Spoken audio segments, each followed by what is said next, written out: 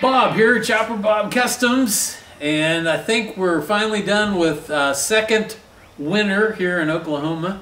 Hopefully we won't have third winter, so I can get back to semi-irregularly posting videos of what goes on here at Chopper Bob Customs. Thank you all for sticking with me, watching the channel, liking the videos, leaving comments. Please subscribe, please leave comments, please like the videos. Also hit the notification bell because it probably will still be a little irregular as we warm things up, and then in the summertime it might become irregular again when it gets too hot. Anyway, so today we're going to be talking about fiberglass, and I've got a lot of work to do on these two specimens right here in fiberglass work. We'll get to them in a minute. I did in my professional career, I did deal with FRP, fiber reinforced plastic vessels. So I learned a little bit about fiberglass and that. I'm not by no means an expert. I'm not a chemical engineer. I'm not a chemist, and there's a lot of chemistry involved in fiberglass.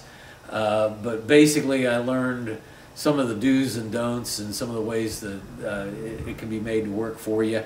And probably the biggest thing that I see a lot of guys do wrong is they kind of treat it like Bondo plastic body filler, which you'll see them just add hardener to it on sort of a willy-nilly basis. They won't take time to actually count it. I know on this right here, this is our blown retirement funny car body, 2002 Camaro, funny car body, 4th gen Camaro. And we had a guy that said, oh, I can do the fiberglass work on it. And he mixed it up, put it on there, and 2 weeks later, it still hadn't kicked yet. And I used a trick that I learned that you're not really supposed to do, but it can get you through. It was on the body release catch there at the front of the car, and it got us through the season. But now it's broken again, and so hopefully I'm going to be able to get in there and do it correctly. And then on this, I'll show you what I'm going to be doing on the altered Traps and Skates 2. So with that, let me take you a tour of where some of the things I've done on Traps and Skates 2 since the last video I shot of it.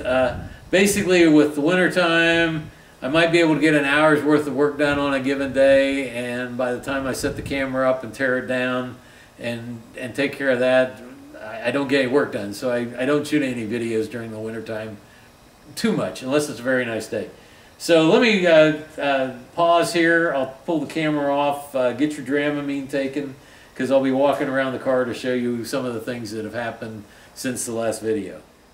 Okay, so one of the things that I've done is the fuel cell that was in it was offset to one side because it was a blower motor, and so the puke tank resided on one side and the fuel cell resided on the other, and the fuel cell had been modified several times, and the fill area was starting to deteriorate to the point where it was going to need to be replaced, and it didn't have foam in it. So I just went ahead and got a replacement fuel cell. It's a 5-gallon fuel cell. It does have foam in it that is suitable for methanol. I do intend on running this on alcohol. It's got a built-in rollover valve so that you don't have to worry about fuel leaking out if the car rolls over. Hopefully I'll never have to use that, but it's still nice to have. And so I've been in the process of getting it mounted in the car. Not quite there yet. I still have to build the straps, but I've got that worked out. And then also I've got a radiator that I picked up at an auction, and I picked up a Model T grill shell off of eBay, and so it's going to be mounted in behind here because I am going to be running a coolant system on the engine. But primarily what I've been spending my time on is on the body.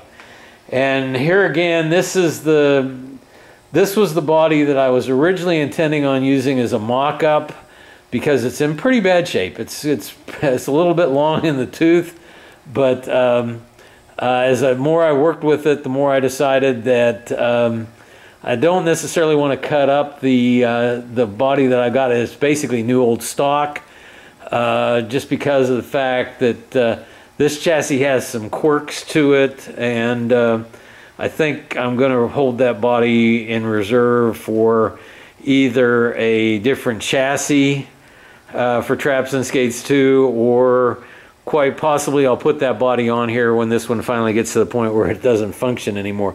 But I've built the aluminum extension for the cow because this body was actually too short to begin with, and they cut it off at some point in time. What I've done, I did come in here, and there's a 1/2 by 1/2 aluminum angle that I've put in here to keep this from fluttering, so it's nice and rigid. These Zeus fasteners here, and on the other side were the ones that originally held the cow of the sheet metal that they had on it on the car, and so I just reused them. And then on the side panels, this one right here is a tab that is pop riveted to that cow or firewall extension that I built with the hammer form. This one just ties this panel to this panel, and then this one right here, I actually welded a tab to the chassis rail to hold it in place there. And then moving towards the back, this was very floppy. As you can see, it's still got some flop to it, but without this right here, it was really floppy. And this is a tab that is welded to a plate, basically, that is welded to the floor pan brace. There's basically a piece of channel iron that runs along the frame rail that the aluminum floor pan is bolted to, and so this is welded to that to hold it in place. And then one of the things that I think was part of the cause for some of the defects on this body, which we'll get to in a minute, was the fact that they didn't have it supported at the rear. And I've gone ahead and welded in a couple of tabs and Zeus fasteners here at the back so that this isn't flopping up and down. And that's one of the things that I'm glad that I did not decide to go ahead and use the new old stock body, because I did have to cut out one of the identifying features of these Bantam bodies, and that's that spare tire well, because this was originally an old funny car frame. It has this structure back here, and now that I've got this body fitted to it, I believe what I will want to do, if I do continue to use this chassis, is to remove that and basically run a brace from here down to here, and then drop this all down lower so that the battery will mount down low. And if there's a transmission cooler, which there's one in there now that wasn't being used, I haven't decided what to do about that. But basically there's a lot of room in between the coilovers that could be used down low and keep that body line. The other thing, of course, would be I probably would not cut out as much of the fender as they did on this one. The fact that it wasn't supported at the back and the fact that they cut so much out of it is I've got damage on both sides of the body right in through here where it's cracked. And so that's one of the repairs I'm going to be making today. I'll probably do a little bit of work up here on this. And then the big thing that I want to get done is to fit the cage of whatever car they had on there. They sort of did a hatchet job cutting all of this out back into here, and I'm going to go ahead and try and build this up with glass. What I've done is I've made a very thin aluminum piece that will act as a mold. I've rolled a bead in it to give it some reinforcement at the front. I will get this all waxed so that hopefully the resin doesn't stick to it. And then well, the one thing I'm going to do is I'm going to come in and grind away a little bit here so I can put cloth down so that it ties into the top surface of the body, and then I'll come in, put this down on it after it sets up, cleco it down, and then flip the body over and do some mat and cloth on the underneath side to give it some strength. But basically that gives you an idea of where I'm going with this, how it's sort of going to look, hopefully. Anyway, and then on blown retirement, like I said, the body release right here, it has come completely disconnected from the body, and so I've got to get this fixed so that it latches the body down reliably and basically doesn't flop around like that. So with that, let's get started, and I probably won't videotape all of it. There'll probably be a lot of music where I speed things up so that you don't have to be too bored, and I'll probably slow things down and talk to you if I need to cover anything while I'm doing it. Hey, thanks again for watching, and here we go. Okay, so let's start off with the disclaimer. This video is not training on how to do fiberglass work. Hopefully it's for entertainment purposes. If you've already been doing fiberglass work, you may pick up some tips and tricks that I have. If you got any questions, leave them in the comment section. If you see something that I need tips and tricks on, by all means put something in the comment section. But in other words, don't try this at home, okay? But if you're already doing fiberglass work, you know, otherwise this is for entertainment. Okay, first thing is you want to protect stuff, okay? As you can see right here, oh, you can't see it in the video, but basically I've got some plastic sheeting over the slick because I don't want resin building up on the slick, because it makes a mess, obviously. Rubber or nitrile gloves, these are 9 mils. Protect your hands. Safety glasses, I've got my safety glasses on. I will be, the fiberglass particles are large enough that one of these cheapo masks will take care of you on that.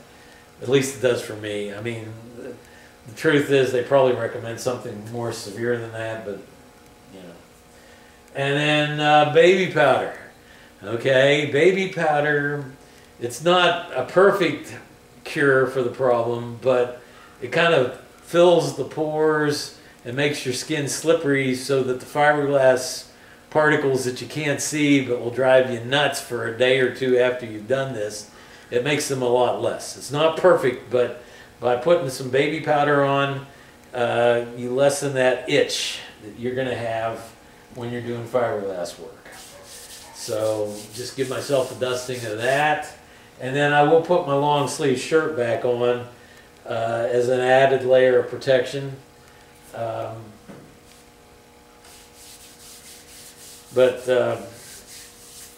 So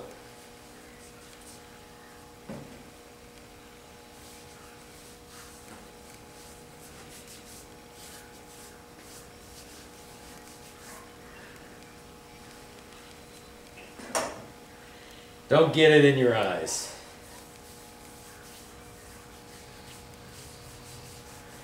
Don't ask me how I know that's important.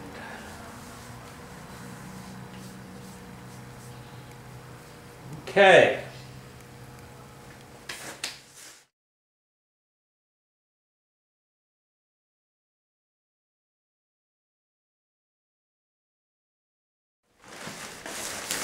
Okay, so now let's talk about the types of bonds. In fiberglass work, it is a polymer. It's a polyester, which basically has some benzene rings with acids and alcohols attached to it. And at the ends of the chain, there's a vinyl compound that is sort of an incomplete benzene ring. And because of that, it really wants to join up with other molecules like it or similar to it so that that benzene ring gets completed. So the catalyst, which I think this is methyl ethyl ketone, I'm not sure, but what it does is it tells the individual molecules in the resin, okay fellas, it's okay to link up. And so they will join together and form long chains, and that's when the solidification occurs of the polymer. Now, primary bond, when it sets up, initially most of it sets up. It gets hot, and then it'll start to cool off, and it'll be hard, and you can work it at that point. But usually depending, I don't know on the fiberglass resin, like epoxy primers the same way, where you put a hardener in it and it catalyzes and it bonds, it starts making long chains of molecules. It doesn't happen, you have a window of opportunity where the epoxy primer does not fully cure. And because of that, if you put paint on top of it, usually epoxy primer is 2 to 3 days. When you put paint on top of it of the right composition, it will actually chemically link to the primer. Same thing happens with fiberglass. When you're working with it, as long as the resin is active, in other words, still curing, if you put more resin on top of it, what will happen is those 2 layers of resin will chemically bond, and that's a primary bond. Now, once it's fully set up, and as old as this body is, I'm sure that it's probably been fully set up for decades, you cannot get that primary bond again. And so what you end up with is called a secondary bond. It's not as good as the primary bond, and what it boils down to is you have to come in, grind back, and give a very textured surface so that the resin has something to grab hold of and lock into.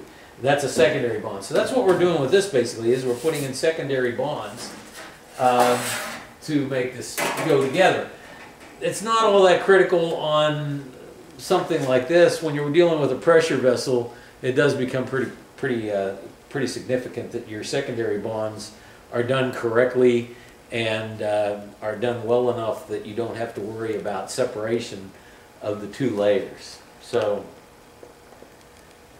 what we're going to do is, let me see, where did I put it? I'm going to go ahead and do a little roughing up. Now this body is very thin. It's a race thickness body, so it's going to be easy to go clear through it. What I want to do is I want to get a good bite, and I want it to go low enough so that when I go to finish this body, I don't have to worry about grinding out all of the cloth that I'm going to be putting in order to get a smooth surface. So let's see if I can do this with my glasses all fogged up like this. This is the downside of PPE.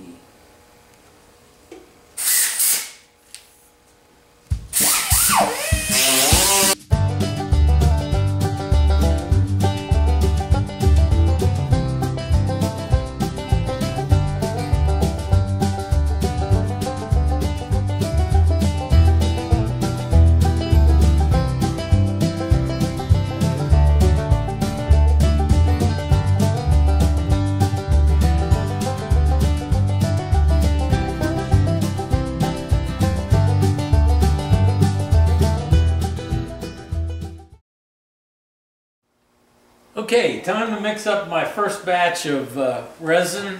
You're not supposed to use wax cups. These Dixie cups are very lightly waxed, so I've been getting away with it. I probably ought to find some non-wax cups. These are 9-ounce cups, and so basically, based on the height, about 3/8 of an inch is about 1 ounce. And that's what I'm going to mix up for this first batch, because all I want to do is glue in the left side of that back panel and get that set up so then I can stretch it, cut it to final fit, finish gluing it in, so when I flip the body over, it's attached to the outside of the car and then I can build up matte on the inside of the car to give it some strength.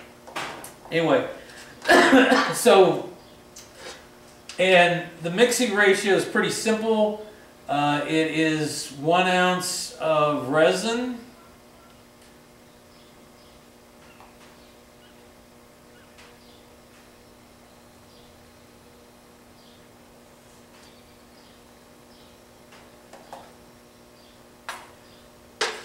to 10 drops of hardener or catalyst.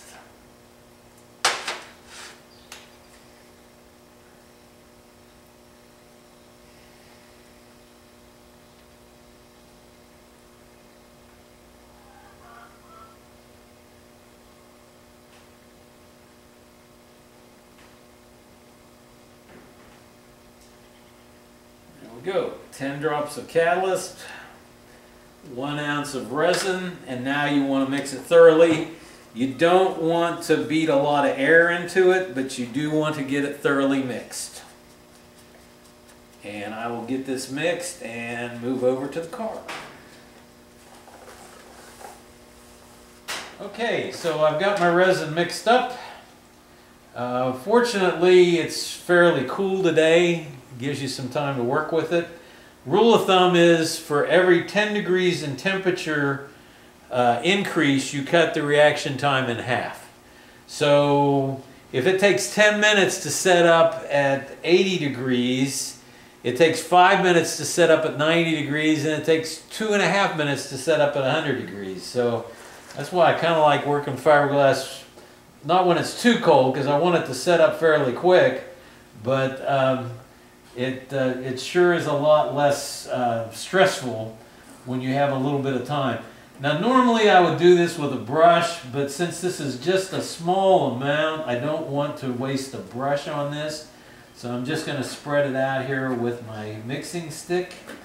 And like I said, what I'm trying to do here is I'm trying to get this side glued down so that I can pull it and get it fitting really nice to the other side. So when I flip this car upside down, which I'm going to be doing this afternoon, I have a nice cloth surface to be working off of when I build up the inside of the car.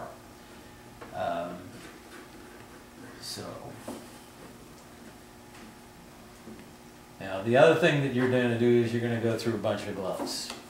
There's just no way around that. So now we work the glass, the fiberglass cloth into the resin.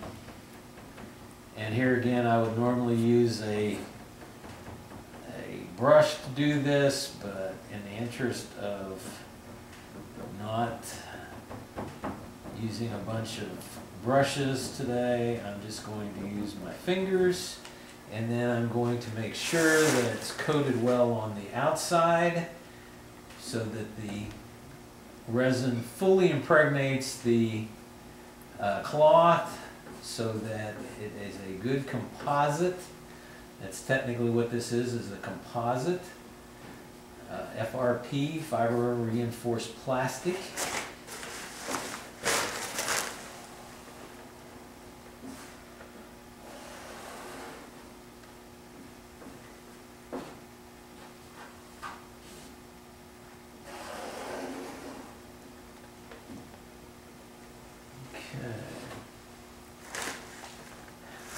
Now, I still have some left over, that's good, because what that will allow me to do then is put this piece on. Now you'll know when it's starting to set up because it'll start to get warm, and I'm not feeling any heat yet, so I still got time to work. If you start to feel your cup get hot, your time is running out, and you need to be very careful because you don't want to be putting kicked resin on the surface, because that is hard to work and it's going to cause air bubbles and not be as good a product when you're done. This is going to be just a little bit of a challenge without a brush, but and I wouldn't advise doing this if you haven't done some of it before, use a brush. It's a lot easier, but I'm just too cheap right now to use a brush for this small amount of resin. When I get on the underneath side and I'm using the mat and using larger quantities of resin, you will see me using the brush. Okay,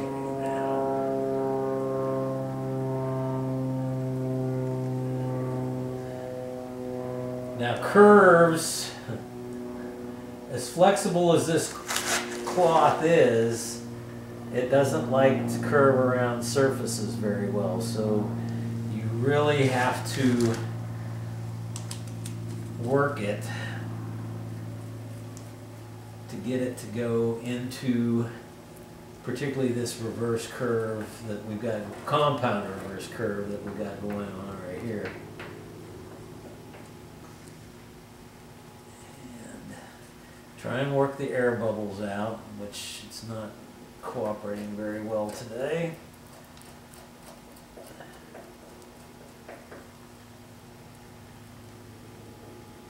It's still rather cool, so it's not kicking yet. And I think I have enough left for this one up front here. Is it getting warm? It's not getting warm.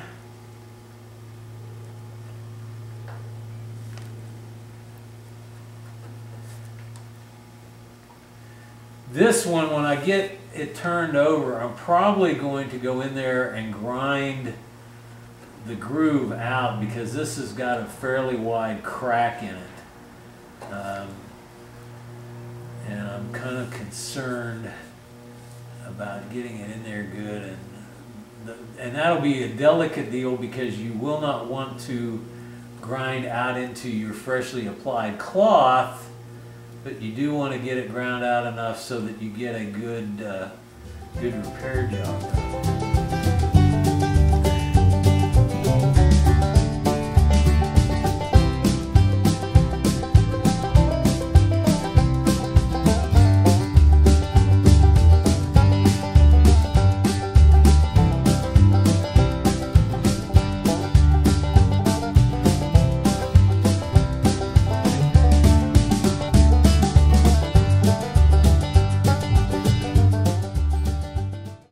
Waiting on the resin to harden up on Trapeze Skates 2 so I can move on to the next step over there. I'm going to start taking this apart to see where it is. In the past, all I've done is patch up work on it.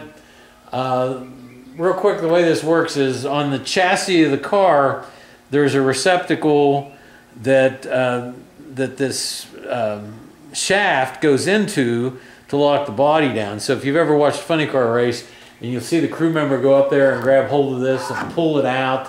Now I believe the big show cars have 2 of them that they pull out. Pull this out and then lift up on the body. And with it flopping around like this, one, it can let the body flop while it's going down the track. And 2, it can also disengage, in which case we won't need to repair this body, we'll need to replace it. Truth of the matter is, this body is getting a little long in the tooth as well. We probably need to be thinking about replacing it. Hey, one thing about this, we're looking for people to come alongside of us and be part of this team. And so, to that end, Mitch Inman, our tech guy, is going to be putting together sort of a Diamond R Racing blown retirement deal, where we're going to be soliciting help on the car. So I'll be telling you about that in the future when we get that set up. And if you'd like to be a part of this team, we sure would like to have you on board. Apparently they used the good Loctite on this, so I may not take it apart that way. I may try driving the roll pin out on the back side.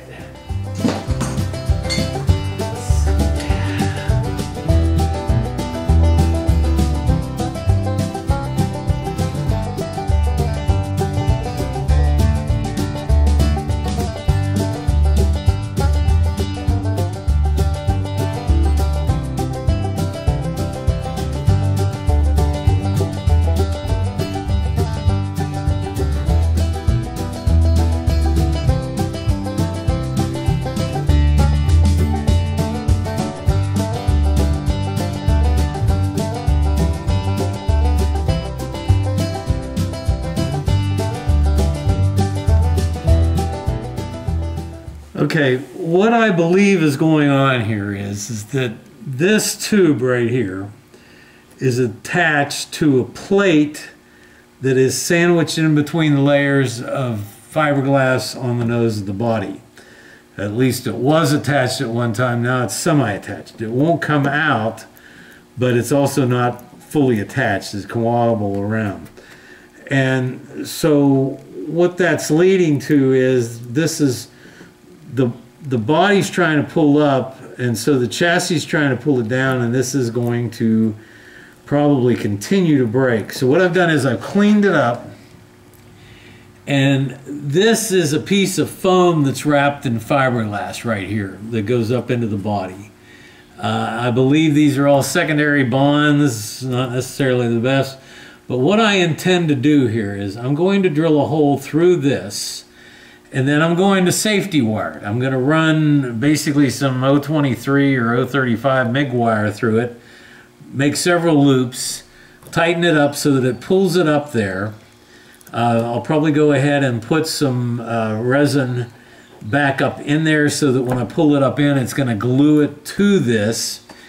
And then I'll go ahead and glass it in with cloth, tying it around here like this and encapsulating that steel. It's not necessarily ideal, but based on some of the problems we're having with the body anyway, I think this will probably, hopefully last as long as the body. Hopefully it'll make it through this season anyway. We'll see. Let's go.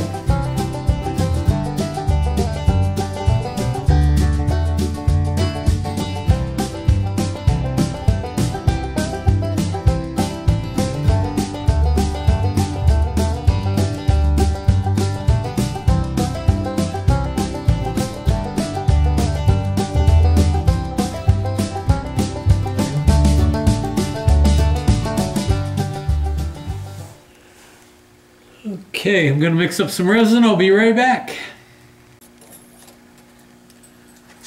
Okay, now I've got to be careful that I don't get too much running down, because I will have to get this shaft out of here at some point.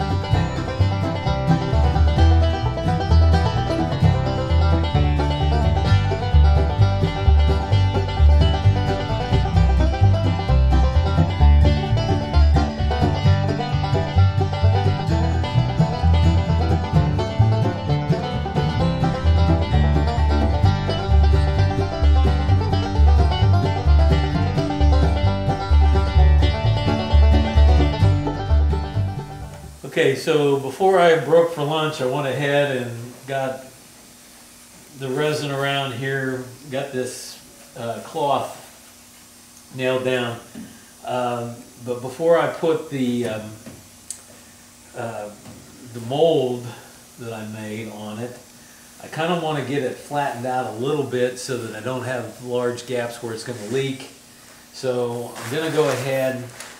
It's not fully cured, so it's probably going to gum up the works. I went with a real coarse grit paper on here with the idea that that should ball it up and not clog the sandpaper. We'll see how it works. Thing is, if you're doing it, you got to be real careful that you don't go too fast, because this 40 will really get to it.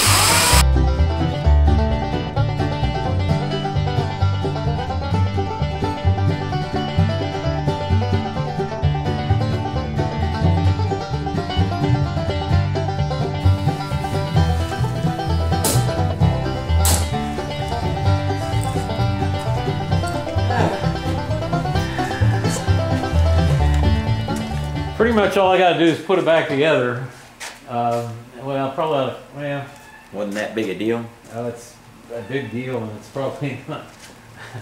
The deal is, I think there's a plate in here that this aluminum tube is welded to, Yeah. and it's about half broke. Oh. So basically what I'm trying to do is get fiberglass to hold together what an aluminum weld was holding together before. So So we need to be looking seriously at getting another body. I mean, we're getting to that point, Robin. Yeah. What I did was I went ahead and trying to get it to fit around here. I mean, it. Yeah. But what I did was I took MIG wire, ran it through a hole in here, Yeah. 3 wraps, twisted it up, pull it up in place, glued the tube to this up here, and then tried to work as much fiberglass around it as I can get. So I need to clean that up a little bit and reassemble it, and it'll be ready to go home Yeah. this afternoon. Might be late. Okay. So, yeah, it's just between the stuff that's gotten damaged over time. Yeah. Okay, so Robin came over, Max came over. We've had some delays, but Max helped me get the body off of the car, flip it upside down. Got it in the on the sawhorses right now. Got the sawhorses covered with plastic so I don't get resin on the sawhorses. And I'm getting ready to put the make this piece back here work out. So first thing I need to do is get it cleaned up around the edges, and I've got to watch so that I don't get into my clecos.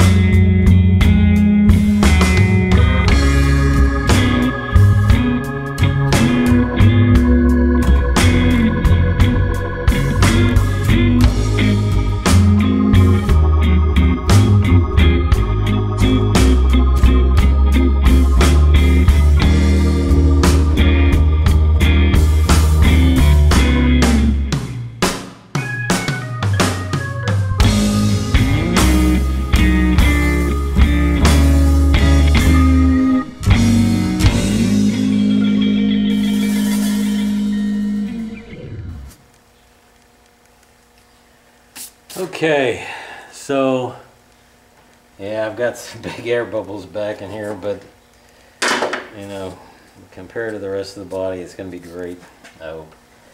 One thing I didn't point out was I went ahead and put 2 coats of wax on that aluminum mold, and hopefully that will let it part company easily. I need to let this set up for a little bit, and then I think Max is going to come back over and help me put the body back on the car. It's definitely a lot easier when 2 people do it. So for now, I don't have anything to record, but I got to get this off so I can shut the camera off.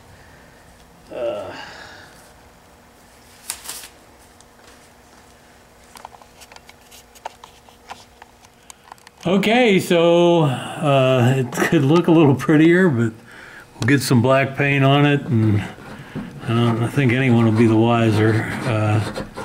Hopefully it'll make it through the season, and we got that good.